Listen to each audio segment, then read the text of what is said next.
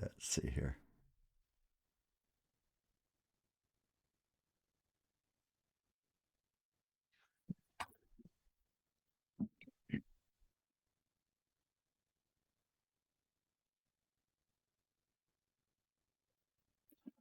Good evening, this is Robert Sidell. It's a great pleasure to be with you here on this Sunday night. And this is the Gateway Show on live every Sunday evening from 6 to 7 p.m. on the number one talk station in Las Vegas. And it's a great pleasure to be with you on this live. And tonight, the topic of this show tonight is fun. I always try to have something that is inspiring and uplifting, and this show will be no different. It'll be very different in its own way. I've got Jimmy Owens on here, and he's a very hello, Debbie. I'm seeing different people check in on the Facebook here, but he's got a very fascinating story.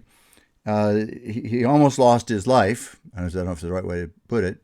And then he now has the heart of a much younger man in you, right?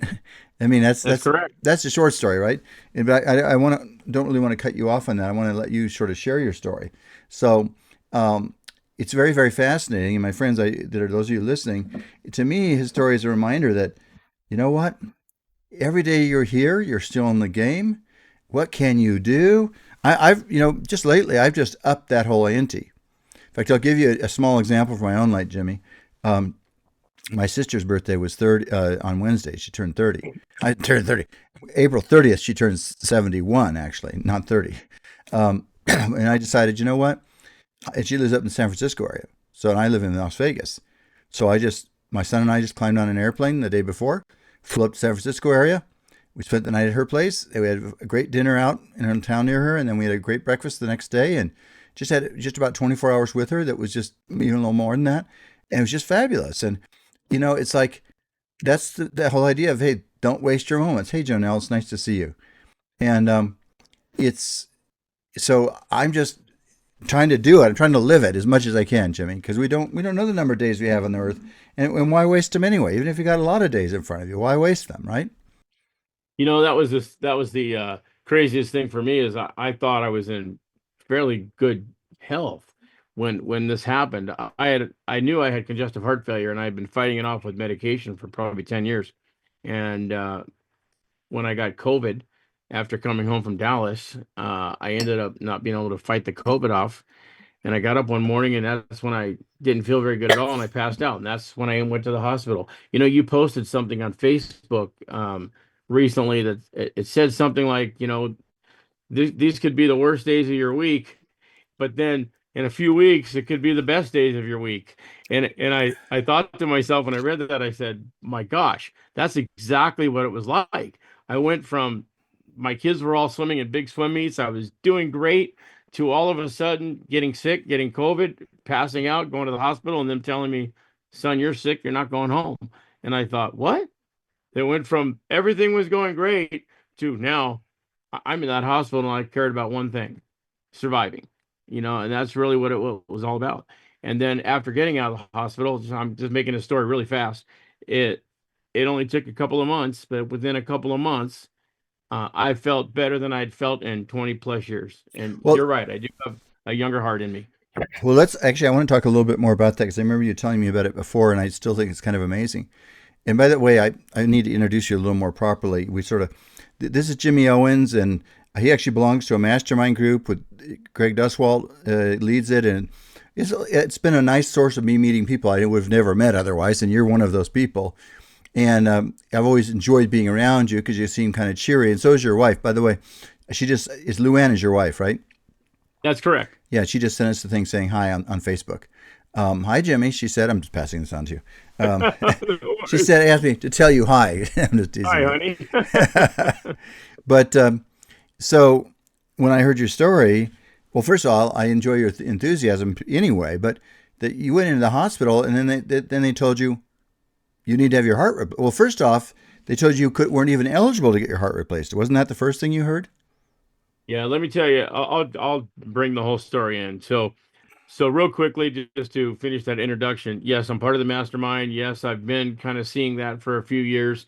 I've been a USA swim coach for 30 plus years. I've had an entertainment DJ company for over 30 years. And what happened was, I By fell the off a way, roof. Annie Apolito just said hi to you. Oh, cousin Annie's on there. That's Yeah, great. cousin Annie, exactly what she said. Hi, cousin Jimmy.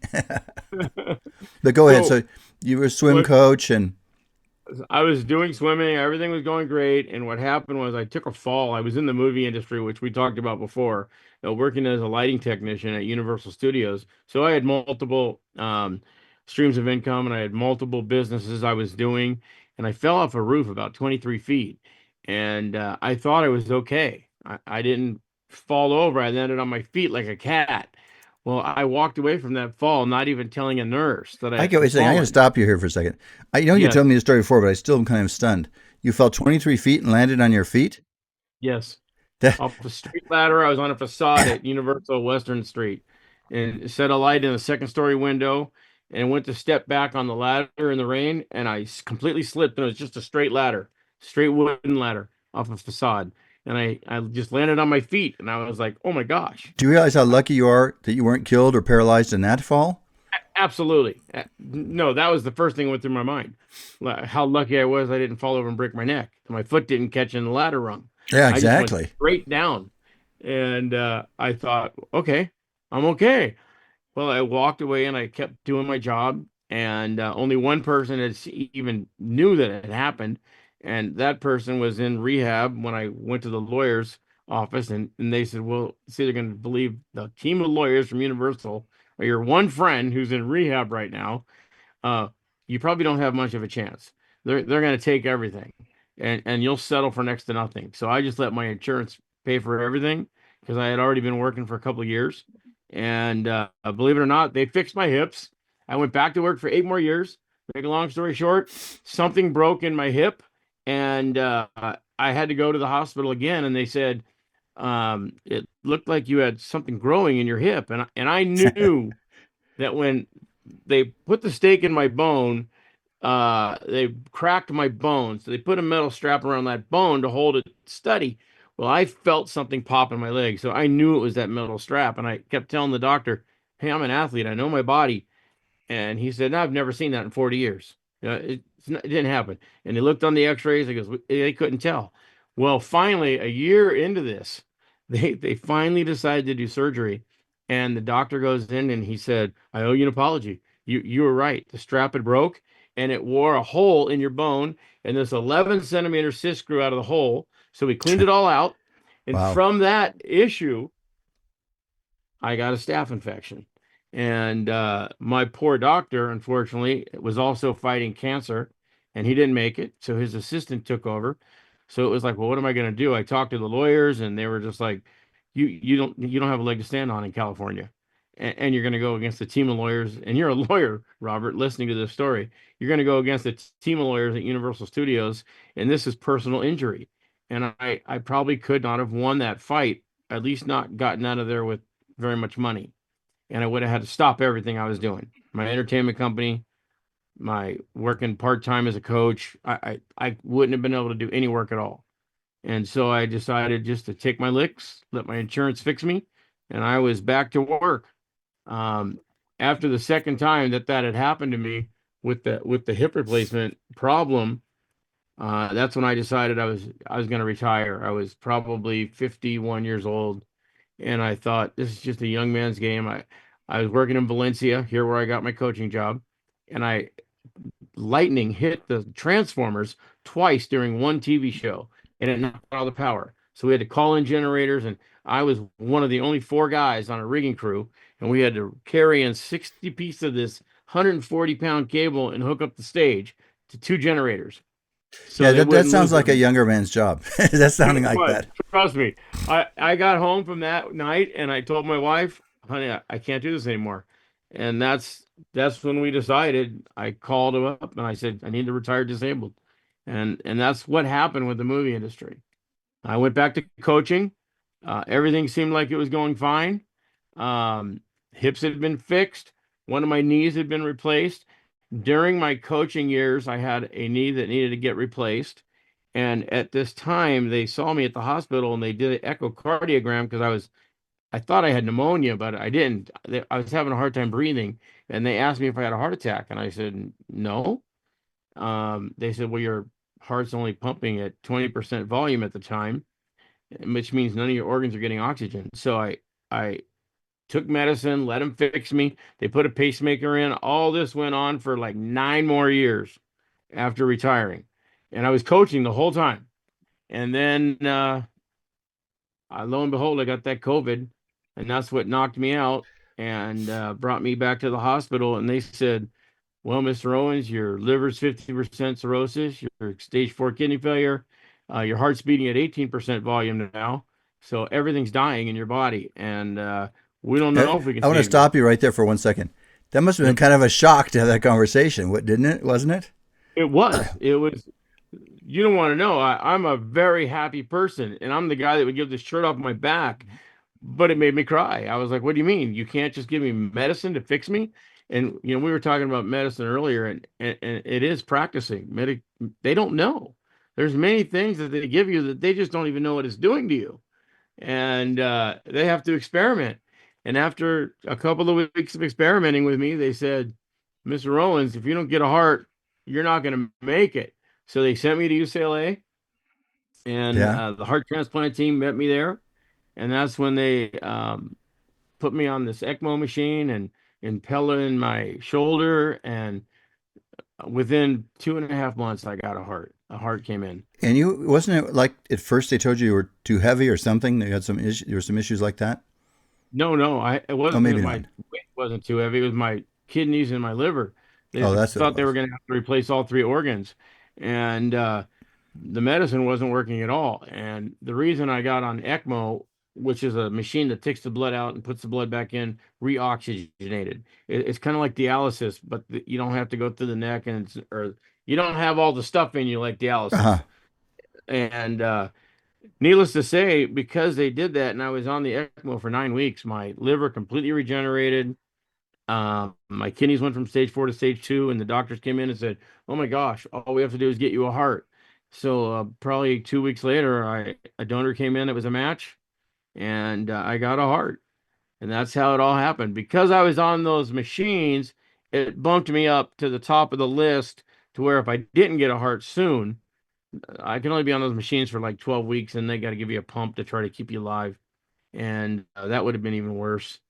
And I got very lucky. I'm gonna just say thank you God, thank you UCLA medical team, and my wife's down there listening, but I thank my wife because she was at that hospital every day for 5 months. I was there for 5 months, Wow, for five and months. That's what I she did call. not.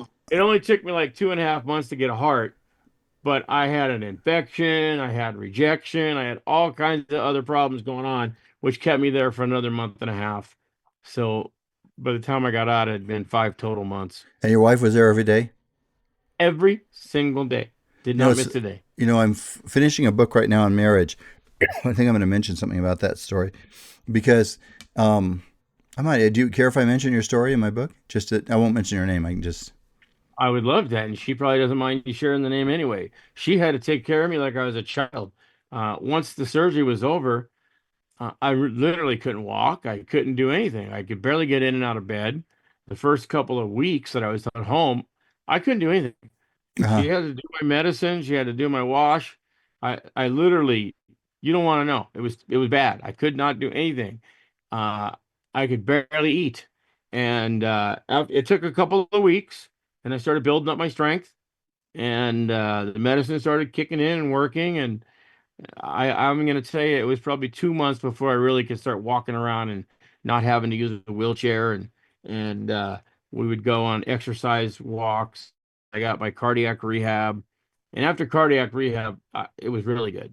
After cardiac rehab, I felt 25 years younger. Oh, I just realized. Uh, It's funny. I just realized I've actually gone beyond the normal time for a break. So we got to go Oops. to a break now. Stay with us. For those of you on Facebook, stay with us too. And I'm going to keep talking to Jimmy while we're on Facebook break. I mean, on break from the radio. So sorry about that. We'll go to the break right now. And folks that are listening to the radio will be back in just a few minutes. I'm interviewing Jimmy Owens. That's funny, actually. Usually they tell me something. I don't know why I didn't hear it. But anyway, you know, This life is filled with so many miracles. It's first of all, it is weird. You look back in your life, like when you fell off the side of that building, you could have easily died at that time.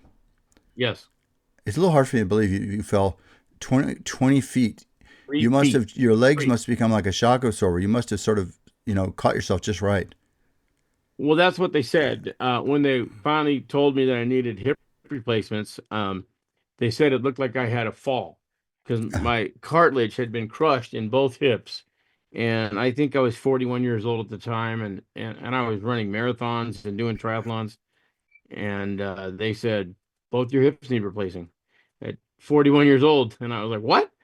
I just got married. We had just gotten married that year, Uh-huh. and my poor wife has had to take care of me for. We've been married almost 24 years this year, so Huh. she's taking care of me most of the time. You know what? That's one of the messages in my book. If you can have a solid marriage, it is probably the greatest tool for enhancing your life, really. I mean, on 100 different levels, health wise, monetarily, but in just even mostly, actually, even mostly emotionally. But Oh, it's lucky that Luann, I'll compliment you here. You're obviously a very loyal person. Well, I've met you before in person, but you're a very loving and loyal person. And that's the key. I mean, if you want to, my wife, there's times my wife has kept me alive. Honestly, there have been times my wife has kept me alive. So, it's a great, great, great gift when you have that situation in your life, when you're fortunate enough to encounter somebody whose love is strong enough for you to help you through those different stages. absolutely. I've been lucky, and I Or, knew I was lucky. You know, when I well, and that's when I met. partly, it's funny. Just tonight, I was driving home with my wife. I was saying to my wife, I'd say we have a very blessed life. And I was saying, why do you think we're so blessed? I was just talking to her about that. And, well, she has a bunch of different theories, ideas why. But the bottom line is we are fortunate. And I believe in counting your blessings. I really, really do. Obviously, we do our part too, just like you do your part, right? you Oh know, yeah, you, we have to each do your part. You have to each listen to each other, and you got to each compromise. You know, when you don't think you want to, and but I'll tell you one thing we do every night, and I learned this when I was young. I always go to bed with a kiss goodnight, no matter what has happened, and we always wake up, and I don't leave this house without a kiss goodbye. You know, and that's important to me and to her. you know what? My wife and I have almost the same thing. And just lately, I've started. I believe I'm a little more into the prayer and that kind of thing than my wife is. Oh, I'm coming back in the radio. Here we go. Here we go.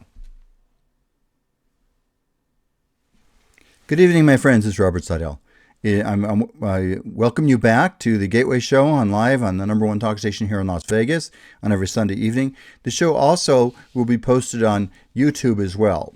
And it's very easy to find it. Just type in Robert Sidell and the word Gateway, and it'll pull it right up. Or just even Robert Sidell, and you'll see the shows here. So probably even by later on this evening, this whole interview will be there if you want to share it with some of your friends. And I'll also send a copy of it to you too, either today or tomorrow. Thank you. But I'm really, your wife is very sweet. It's kind of fun having these interactions with her over the Facebook too at the same time. But you know what? We don't know our time on this earth. And obviously, for my friends, he was discussing how when he was 41 years old, he fell off the side of a building 20 feet or 23 feet, you said. and so it turns out it did actually do some damage to your hips, but you weren't aware of it at the time. Correct. Which doesn't surprise me. I mean, what I'm really surprised is it didn't just break your legs right at the time. To be honest with you, that's the surprise. I was very surprised. It probably took 8 or 9 months before the cartilage actually wore out, and it was bone on bone. And that's when every day hurt. Every day hurt. Getting out of bed, getting in the car, and I knew that I had something going on that was wrong, and it was probably is I can't remember if it was the week before I got married or the week after I got married. I went to that doctor and had him X-ray me because I had insurance, and I said, "What is going on?" And they said, "You need your hips replaced," and that's luckily I knew an orthopedic surgeon. Well, you know what's So amazing about the era we're in? Of course, I do personal injury as an attorney. That's how I earn my living. And it's actually, by the way, I try to approach it as a healer as much as a lawyer. It's kind of funny. Every lawyer has their own unique style, and I do too. And as you might be able to tell a little bit from me doing the show the way I do it. And so I had many, many people that had to have their hips replaced. And uh, it's one of those, and also just friends now. It's one of those things where, or knees replaced too. A lot of people have you had to have knees replaced too? I've had both my hips replaced, both my knees replaced, and both hips had to get re-replaced because it was so long ago. It's Um, funny. Yeah, here's the difference. If you were living 100 years ago, there would have been no such thing, right, as getting a Correct. knee or hip replaced. And you just had to live with that pain the rest of your life. So Correct. there's so many ways our quality of life has been enhanced in this world. Here's the funny thing. I was saying this to somebody just recently. I said, we have it so much easier in some ways. I'm not trying to say there aren't some other issues in life. Maybe in some ways, maybe it's more complicated. I don't know. But we have all these tools that we just did not have before. But I was asking my friend, I said, do you think we're any happier because of it? And the irony of it is, what do you think? You answered the question. No, I do. I do not. It's I don't ironic, think isn't we it? understand. I think that the generations, and this is funny. I'll try to make another long story short. In my DJ job, I met the oldest two living identical twins in the United States. They had just been on the Tonight Show. They were 103 years old. Both of them were walking around, no cane, no help, both dancing. And I said to them after the wedding, I said, "What is the secret? How do you live this long?" And they said, "Well, there's a couple of things. Here's the secret, Mr. Owens. Number one, we never eat what can fit in our hand. It doesn't mean we just eat one meal a day, two meals a day, three meals. Just if it doesn't fit in our hand, it's too much food. Number Huh. two, we keep our mind busy constantly, whether it's playing games, whether it's reading books, whether it's watching TV Uh huh. about things going on in the world. And then number four, they just kept moving. They every day they would walk, every day they would do something to keep themselves moving, do gardening, whatever it was, and that's what their story was. And identical twins don't live as long as paternal twins in the That's a world. new one to me. They don't really. They do not. Identical twins usually pass away. One of them will pass away sooner than paternal twins. I didn't know that either until that day when I met them. And they had Huh. just been on the Tonight Show the night before. So it was an amazing, amazing day. And I got pictures with them, and it was just great information, Well, here's what Robert. I think is very fascinating to me. There's a fancy word. When I had the conversation with this person, it's called hedonic tolerance, and hedonism is like pleasure, right? Yep. And here's the problem we human beings have. It's kind of, I would say it's kind of a jip in a way, but you can increase your pleasure in all sorts of different ways, but your body adapts to that increase of pleasure fairly quickly. So Yes. you get a new car or something, and for the first month or so, you feel very excited and stimulated, and then gradually it becomes normal. Now, I drive an electric car, and I love it actually. So I still get a lot of pleasure, but the initial high does go away. In almost every part of our life, that's called hedonic tolerance. So here you and I live in a time where we could pick up a phone, and call somebody on the other side of the United States. I mean, 100 years ago, you couldn't pick up the phone. There was no such thing. 100 years ago, there was no such thing as a phone.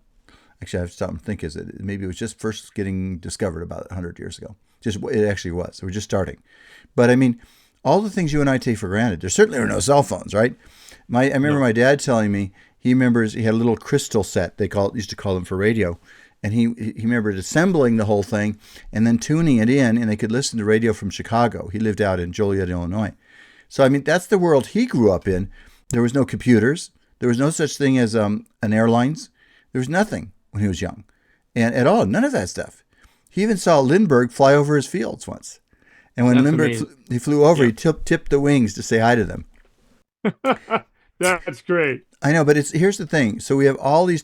I'm going to call them for a second toys and tools. There's this thin line between the two, but so we could fly across the United States, and just like I flew up to San Francisco. I was telling you before the thing to visit my sister for her birthday. That would have been well before it was also 100 years ago. That would have been a week's trip. You just Right. wouldn't have done it, right? And then you couldn't have picked up the phone and called yours 125 years ago, 130 years ago. You couldn't have picked up the phone and called your friends or spouse or anything because there was no such thing. So if you were lucky, you could send a letter. But how long did it take the letter to get there and things like that? If it was back east, it might take months, right? So we all this stuff we have, Jimmy, and I was telling this person, I said, actually, we live better than most royalty did over 100 years ago. We have more Oh, for diversity. sure. We do, Yeah. right? We have more diversity of food. We have much better climates. If you've heard of the Louvre before, right? In Germany, I mean in French, not Yeah. Germany, in Paris, right, where the royalty lived. It was so cold there, they would leave things out, everything would get frozen, and they did not have plumbing either. So you can imagine what stuff was frozen there in the hallways. And it wasn't fun. It wasn't pretty. And that was the No. king in this very fancy place. So they didn't have good heating and cooling. Those castles you always see, people are so romantic, these castles. I don't think any of us would have liked living in those castles. They're cold stone. I mean, it would have been, there was no forced air heating. Can you imagine that?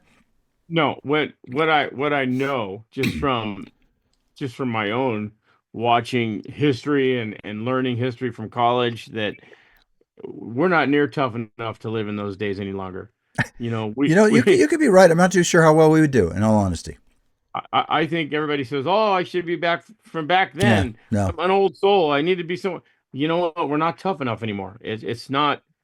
We have learned to compromise everything that we used to do. We don't hunt and gather. We don't go out and take care of things anymore like we used to have to every day. There was no gardeners. There was no. You got to take Right. care of everything. Now they take care of everything for you practically, and But so we're spoiled. oh, we are spoiled, and that's what I'm saying. We really live better than royalty. But do most of us wake up in the morning saying, "Oh my God, I can't believe it! I'm living such a wealthy, abundant life"? We don't think like that, do we? No, And that's the catch. We got to go to a break now because I went a couple minutes over before, but I'll still be talking to you for anybody listening on Facebook. This is Robert Sidell, folks. We're going to a break on the radio. I'll be back in about 3 or 4 minutes.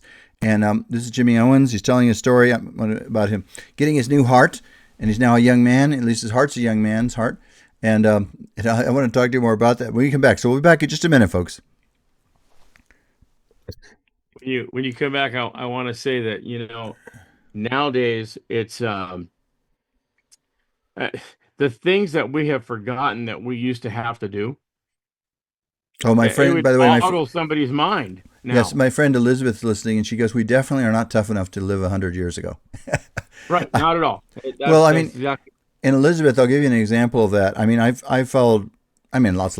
I'm like you. I like to study history, and I mostly know it's a fantasy we have about the past. It's like the lives that people had were getting up in the middle of the winter and having to get your cows out of snowdrifts. Trust right. me, in real cold weather, um, that's not a fun fantasy, you know. So we all fall into these fantasies, right? I'm no different. Believe it or not, around Christmas time, I like watching these Hallmark movies that kind of these glorified visions of, if you, I don't know if you ever watched any of those movies. Of course. You have, yeah. They're fun to watch. They really, really are. And it's just a kind of, oh yeah, Elizabeth saying brr. Yeah. Yeah, that's right, Elizabeth. It would have been cold and damp. And um, in England, a lot of these places were, if you ever look at them, whatever you want to discuss it exactly. But the bottom line is, it wouldn't have been fun by our standards of life. In fact, that's one of the, I feel some compassion with some of these younger royalty members in England. One of their problems is they're supposed to live in the castle, and it's an old castle, and it's probably not as much fun to be in as we might think. Oh Um, no, I can't even imagine that. And it's funny that you talk about all the old stuff and what they used to do, because I just heard on the news that like one of the prince wants to go back and make up with his family in Europe now. One of the brothers.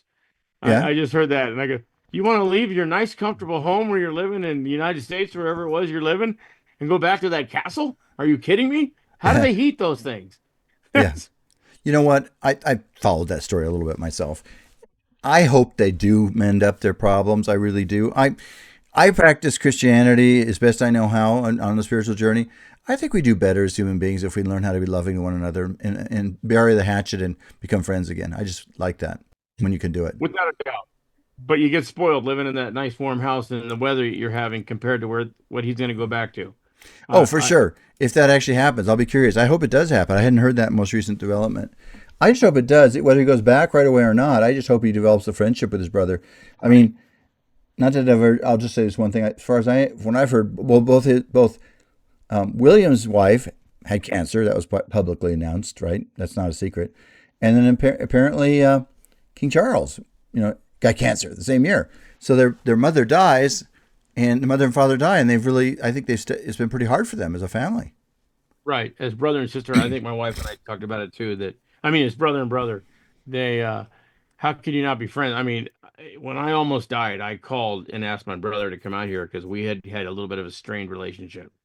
And even though it was rough on my wife, I wanted to make sure my brother and I, if for one reason or not I didn't make it, were comfortable with each other again. Hold on one And he second. I'm knew. coming right back in the radio now. Okay, we'll pick that up just a second. Oh, okay. I thought I was going to put some music. My friends, I welcome you back to the Gateway Show on live every Sunday evening, 6 to 7 p.m. I'm interviewing Jimmy Owens, and he's talking about his journey. It's funny. We human beings weave some pretty wild journeys on this earth, and you're no exception. I love it. You were a DJ. I remember talking about this to you before, and this is the second time I've interviewed you, and it's you've had a creative life. You probably could write a book about your life. You were a DJ for a while. You interviewed the two oldest twins in the world. Then you went on and worked, in the film industry for a while, for a number of years, and then you are active as a swim coach, and then suddenly you discover that you think everything's fine, and your heart is dying. I mean, I don't know if that's the right word for it, but Right. not working right, and your organs are dying. I mean, that's kind of a shock. Go to the hospital and say, "Well, I'm so sorry, Jimmy, but you're dying." that's got to, you know, that's got to be a big blow, especially when you thought everything was okay. Uh, It was a big blow. And the funny thing about that, you talk about that, I got on that telephone talking to the gentleman that I work for out here in Valencia, and I'm all, oh no, man, I'm tough as nails. I'll be out of this hospital in a couple days. I'm coming home. They can't. I'm I tough know. as nails. And I wasn't. They You were in the finally hospital for a total of 5.5 months, right? That's what you said, or total some of five and some. a half months. Yes, I You got to know, go home. So what happened was I first went in the hospital September 22nd, I think it was, and I got the heart November the 10th, but it was another 2 weeks before I could get out of there. That was right before Christmas. I got out right before Christmas, and I came home for 24 hours, and they called me and said, "You need to come back. We got to do labs." So we did the labs, and my potassium was way too high. Some of the stuff in my blood was not right, and they kept me there. And so I was there for another week, and then I went home for 2 days, only 2 days, and they called me back and said, "Oh, your BNP's at like 3,000, and it should be below 100." And I said, "Well, I don't even know what that is. I feel fine." So I showed up at the hospital and they kept me there for another week. And then it turned out I had rejection. Well, the rejection on my heart, that took another 8 days of antibiotics and steroids to try to fix that problem. So by the time it was all said and done, I got out on January 25th, the day before my wife's birthday. That's what I remember, how I remember it. It was the 25th, the day before my wife's birthday. that's right. You had to get after her birthday. Well, And yours is tomorrow. and what's that? Yours is tomorrow. And mine's tomorrow. That's right. My birthday's tomorrow. I but I was going to say, so just this whole theme we're talking about is you're just a pure example. I mean, on all sorts of for bunches of ways, you would have probably died a lot younger, in one way or another, or certainly had a miserable life. I mean, you would have had all these problems with your legs and everything, and you would have been incapacitated, really. And Well, Robert, this is where I think, talking to somebody like you, because seeing you at these events too, and you're a believer, and I read a lot of your book about the gateway. It's all about religion, your book, by the way, uh and your spiritual journey.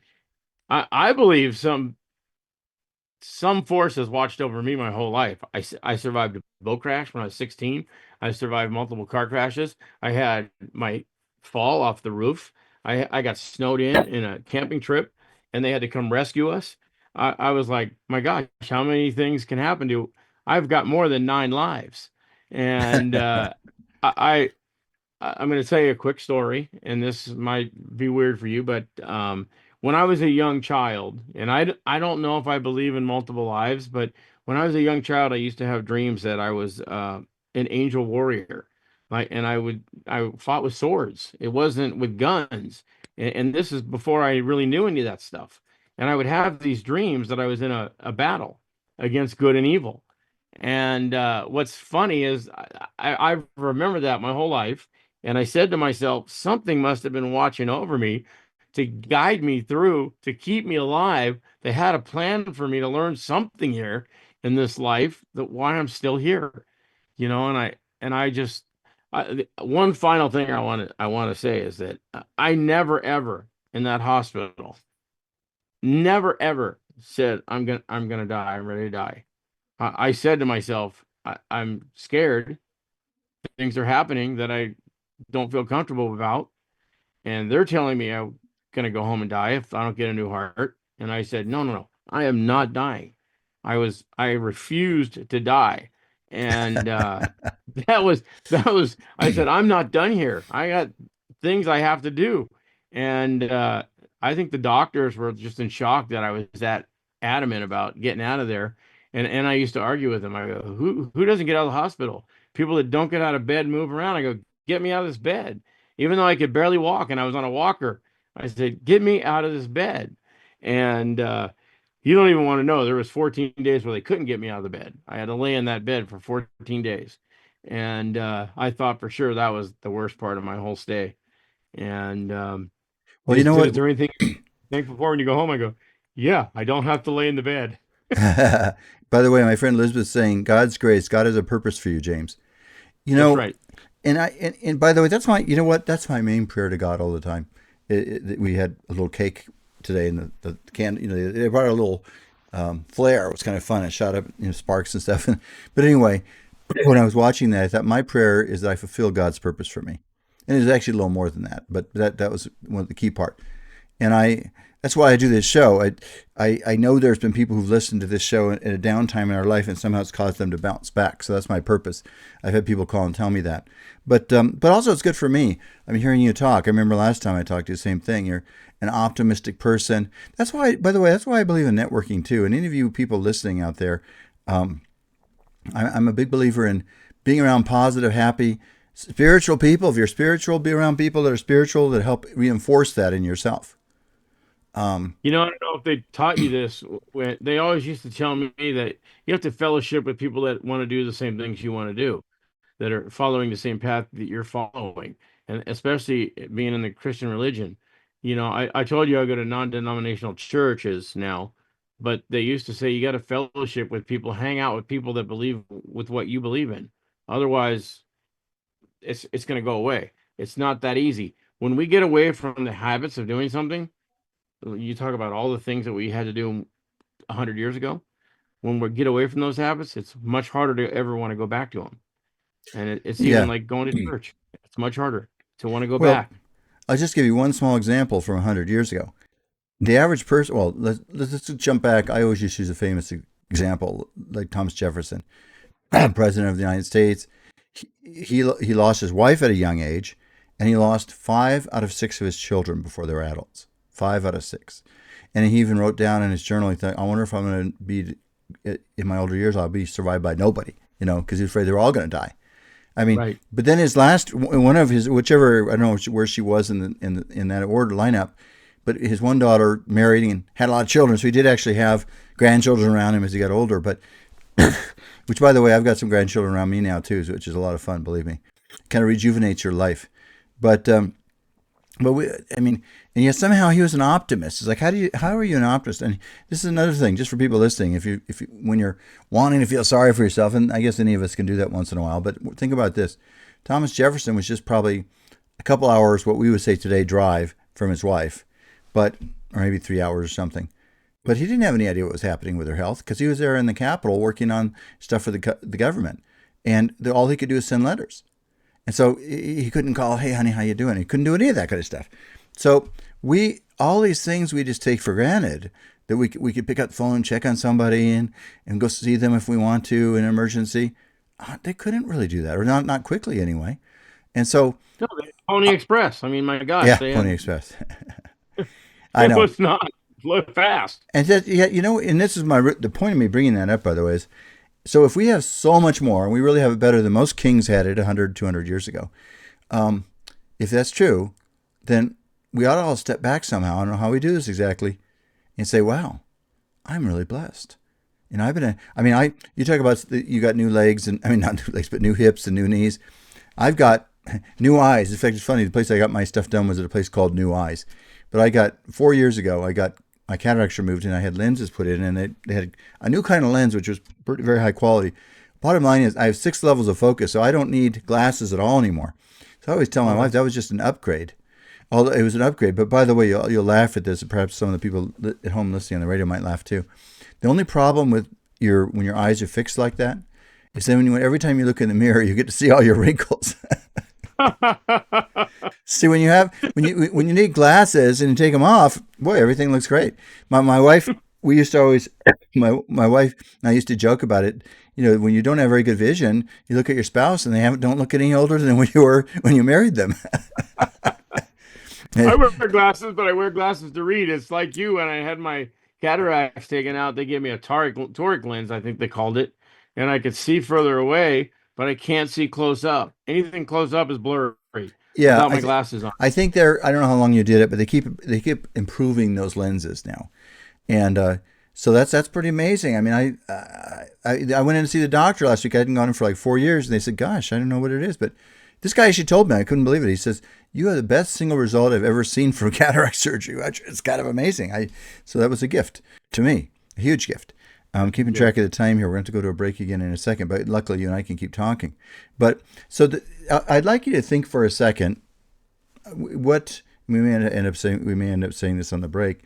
What you would tell somebody who's facing some adversity of how to stay enthusiastic. In your case, you could have just succumbed to fear and pessimism and depression, and nobody would have blamed you. Really, they would have said, "Well, it's understandable." But let's. My friends are on the radio. We'll be back in about 3 minutes, and I'll also have Reverend Ernie with us too. But I want to just hear what Jimmy has to say, because again, he faced being told that he was dying, and his lungs and all not lungs, but his heart. His heart had to be replaced, and his other organs they thought were failing, but luckily they came back. But when he had proper, blood, exchange in his body. So I want you to think about some suggestions for people who are facing perhaps how they can be enthusiastic about whatever time they have left on this earth. The rest of you on the radio will be back in about 3 or 4 minutes. It's Robert Sidell. Okay, good. So tell me, All right. what is your suggestion? How do people stay enthusiastic? You seem to have a pretty good state of mind. Well, first off, I have to be honest with you and tell you part of that came from all the years of coaching kids, teaching kids that you can always be more than you thought you could be. And I created that swim philosophy in the hospital of you got to be serious about whatever it is you're doing. You got to want to be a winner. You have to be inspiring and motivation. So it stood for swim. And when I was in that, all the things that have happened in my life, I always felt it's not my time. And I in my brain, and I believe this 100%. It like that little choo-choo train that thought it could from back when we were little kids going to Right. watch, Yeah, I know that story. Yeah. you know, that could pull that big train up the hill, and everybody else couldn't do it. And it's what you tell yourself makes a difference. Every day when I was in that hospital, and let me be honest, I was scared, but I told myself I'm gonna get out of here. I was not ready to go. And I that last day when they wheeled me in for surgery, it could have been the last day I was alive. That could have been the last thing I remember, Wow. but it worked. And yes, I had lots of problems afterwards. It took another 2 months to get me out of that hospital to back to my life, So how long has it and it been took since a you had? year to get back to my How life. long has it been since you've been out of the hospital and you had the new heart? Well, I got the new heart in November of 2023, and so it's been 1 year and 6 months, and I was probably only out of that hospital for 1 year, a little over a year. Mm-hmm. Mm-hmm. So you have interesting. Huh. Well, you'd never guess. I mean, it's one of those funny things. By the way, there's a movie you might like. It's on Netflix. It's a heart plant story, transplant story. Oh, Believe it or not, I was just looking for those here that couldn't it find was a one. romance. Actually, it's filmed in Japan mostly. It's called Beyond Goodbye. It's a 10-part series. Have you heard about it? No, I have not. But it's this guy. In a nutshell, is a little bit of an exaggeration, probably, unless you could tell me. Well, this guy gets in a bad accident and he dies. He just had proposed this woman to marry her, but he died right after that, and the details don't matter. So heart was taken, or body was taken. They took his heart out and put it in another young Japanese man. Well, so the story is saved that guy's life, but that guy started to have the same feelings of love he had for his wife. I mean, the woman he had proposed to. And there's a little bit of evidence that people sometimes do pick up some feelings. I think Yes. so you, if you like that, if that premise sounds fun to you, it's Beyond Goodbye. It's on Netflix. I loved it. It was fun. And we're coming back on the radio here. Good evening, this is Robert Sidell. Welcome you back to the Gateway Show on every Sunday night, live. Oops, I think they can hear me. Okay, good. And the number one talk station, and I've been interviewing Jimmy Owens here tonight, and it's been a lot of fun, actually. Let's see. Oh, she's saying she remembers the name. I don't know what she's talking about exactly, but your wife is saying she remembers the name. But anyway, I've been interviewing Jimmy, and he's told the story how basically he was told his life is over, goes into the hospital thinking he's okay, and he says, oh, somebody's just saying thanks for the show here. And he's saying, and they're telling him, well, you're really all washed up. I don't know the right terminology. You're not going to live very long, right? And then finally they said, well, if the only way you're going to live, well, first you had to get your organs back in shape. They had to do, and then finally they said, I see. Oh, your wife said she found the name of the pen. I see. Anyway, the movie I was talking about. But anyway, if you hadn't, the bottom line is all these different things had to come together for you, including the heart had to show up, right? I mean, of all the things that had to happen, right? So of all the things that happened, that not only did I have to get my liver, which completely regenerated, I was on the ECMO for 9 weeks, and it takes about 6 to 8 weeks for a liver to regenerate. That's the only organ in your body that will regenerate, which means if you're going to be a donor, you can also donate portions of your liver, being a living donor, or when you die, that can be split in half and you can save 2 people. My kidneys were stage 4 kidney failure. They went to stage 2. So they thought at first they were going to have to give me a liver, kidney, and a heart.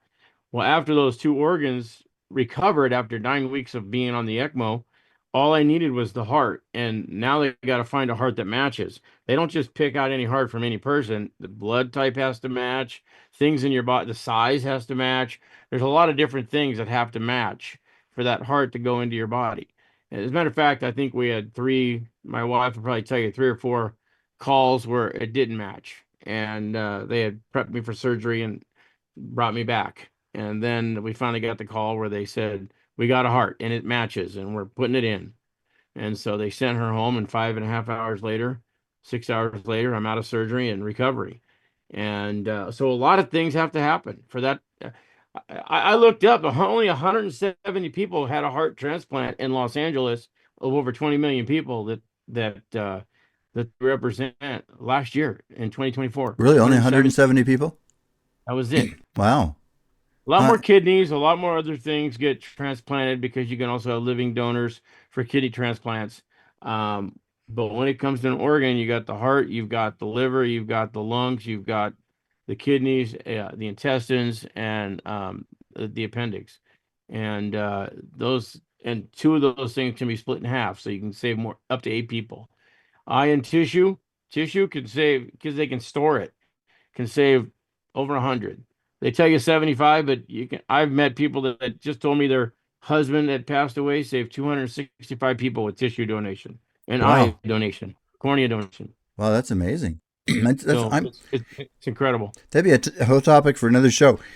Jimmy, you are truly inspiring. I've got Reverend Ernie here just logged in. Can you see him on the screen? I do. So Reverend Ernie, and I've been doing this for a long time on the radio here. He came over from India when you were 18, right, Ernie? Something like that? Yes, I was 18. Yeah, and he was sponsor over here, or his dad was, I guess, from a church. And so I've known Ernie for quite a while, and he has beautiful prayers. So why don't you say a prayer for us tonight? All right. So thank you, Robert. The topic of the prayer is, let this be at the beginning, a new beginning in your life. Lord, thank you for giving us this new day. It's a miracle to see a new day. Guide us to see and acknowledge divine spirit, love, and light within us and in others. Lord, we pray to leave behind judgments, mistakes, ill feelings, fear, and personal egos from yesterdays and the past. We pray to move forward to see new beginnings in each one of us. We continue sharing our daily miracles in joy, love, and happiness, in good health, prosperity, and serve others to fulfill our mission in this adventurous life to create heaven on earth. And so it is. Amen. Amen. Amen. Jimmy, doesn't he? He does a nice prayer, doesn't he, Jimmy? That is beautiful, beautiful. And And heaven on earth, that's what I wish we could all create. that's where Because Ernie it's and I not. have that kind of where he and I are aligned in that thought that God really wants this world to be a heaven for us. And and the funny part of it is, if we could treat each other nicely, it is pretty much a heaven a lot of the time. Now, we still don't live in bodies that last forever, right? I mean, even under best of circumstances. But at least while you're here, you could be a lot happier, right? Luann says that was a beautiful prayer, Ernie. That's his wife. Thank you. But this world can be a heaven. I've talked. It just can be with all the beauty around us. Just even today here in Vegas, we've had this kind of pretty day with a lot of clouds, a little bit of rain this morning, and it's just. Elizabeth, by the way, says thank you for your prayer too, Ernie. It's so I believe I think sometimes churches don't always focus on this enough. Jesus wanted us to have good lives here too, regardless Yes.